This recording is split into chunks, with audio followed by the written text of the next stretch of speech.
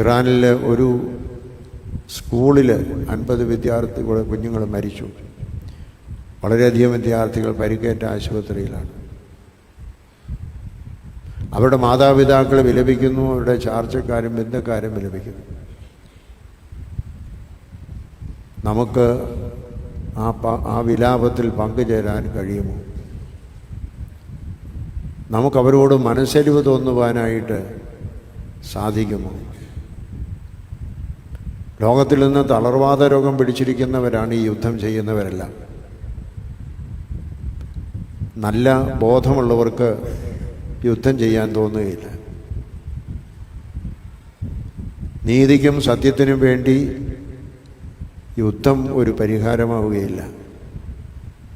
അതുകൊണ്ട് അഹങ്കാരത്തിൽ അധിഷ്ഠിതമായി ശരീരവും മനസ്സും തളർവാദ രോഗം പിടിച്ച ആളുകളാണ് ഇന്ന് ഈ യുദ്ധം നയിക്കുന്നത്. അവരെ ക്രിസ്തുവിൻ്റെ മുമ്പാൽ നമുക്ക് കൊണ്ടുവരുവാൻ പ്രാർത്ഥിക്കണം.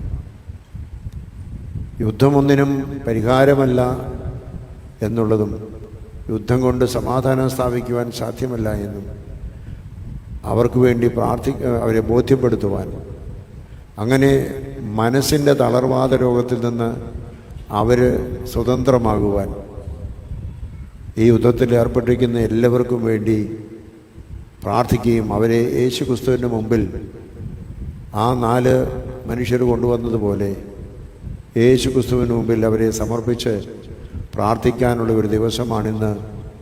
എത്രയും വേഗം യുദ്ധം അവസാനിപ്പിച്ച് പ്രത്യേകിച്ച് പശ്ചിമേഷ്യയിൽ സമാധാനം പുലരുന്നതിന് വേണ്ടി നാം പ്രാർത്ഥിക്കണം. നമ്മുടെ പ്രാർത്ഥനയ്ക്ക് ഫലമുണ്ടാകും. ആ തളർവാദ രോഗത്തിൽ നിന്ന് ഒരു സൗഖ്യമാകും.